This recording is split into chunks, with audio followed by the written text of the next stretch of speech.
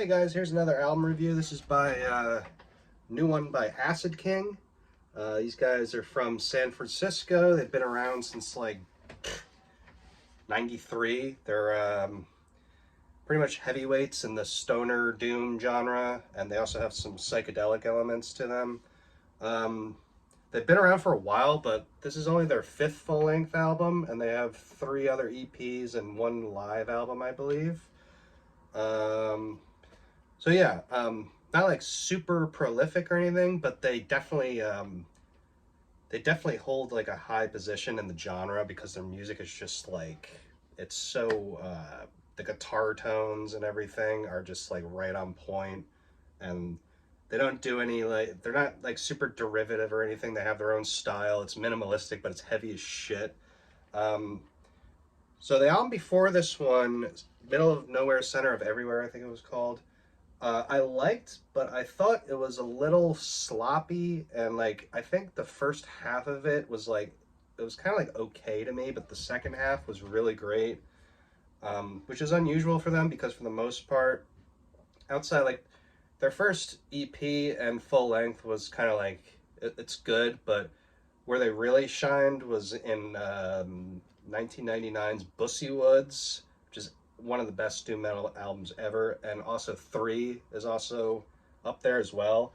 And then their other two EPs, Down with the Crown and Free, are just fucking awesome. That's what really solidified them as like one of my favorite bands. And then after Three came Middle of Nowhere, Center of Everywhere, which, like I said, I was kind of like a little lukewarm on. It was good, but this album, it's called Beyond Vision, fucking awesome, and it's like it's different for them because it's definitely like their most ominous sounding record so far.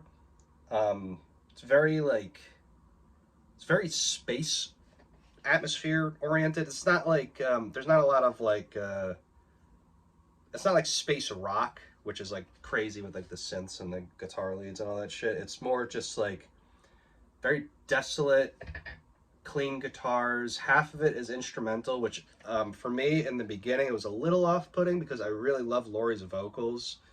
But if you listen to it front to back, and I've listened to this like over a dozen times now, it really is like a fucking journey. It's fucking awesome.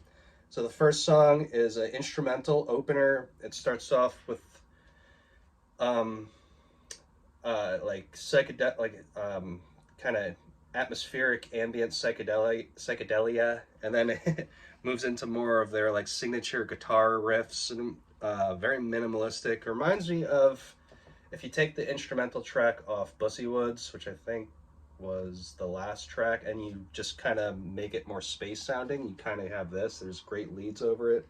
Second song, Mind's Eye, which was their second single, fucking amazing. Um, the beginning's really interesting. I don't know if that lead there is like a synth or a guitar or a keyboard. I don't know, but it's really cool. It's very different for them. But again, they still maintain that like minimalistic approach. The vocals are awesome. The third song, 90 Seconds, is like it's like 4 minutes and 58 seconds long, but which is short for them, but it's like one of the best fucking songs they've ever written. Like just so fucking good. The vocals are just like absolutely amazing. The guitar work is like it's like Bong Ripper, but in the style of Acid King. Like it's super heavy, and it has this like perpetual sound behind the entire song that's like gears turning, but it sounds like something like in space. Like it's very I don't know, like ominous sounding. It's fucking awesome. And then that sound in the background of like the gears turning continues into the next song, Electromagnetic, which is instrumental. Again, has very um, uh, it has clean guitars in the beginning with a lot of delay, very ominous sounding, very it just kind of reminds you of like just floating in space. And then, again, it's similar kind of to the first song, goes into their signature Acid King riff style and ends with the clean guitars again. Just fucking fantastic song. No vocals in that, but that's okay. The next song is kind of meshed together with the song after that, Beyond Vision. Um, I, you know, both complimentary tracks. Beyond Vision was their first single. I think that's the closest you get. I mean, this is all Acid King, like you could tell, right? Like through every song, this is Acid King. But as far as like traditional Acid King, Beyond Vision is the one that probably has like the more traditional. It's definitely a single. Like it's very accessible. Great song, very groovy. Um, and again, like I said about the last album, I found it kind of sloppy. I thought the drumming was just very sloppy. And this drummer on this album is really fucking awesome. He has his own style, and that's shown in the last song, Color Trails, where there's lots of toms. There's even double bass at the end, which is like unheard of for Acid King. And that one's instrumental, and it just is a perfect closer for a perfect album. I fucking love this album. Right now, this is my best of the year.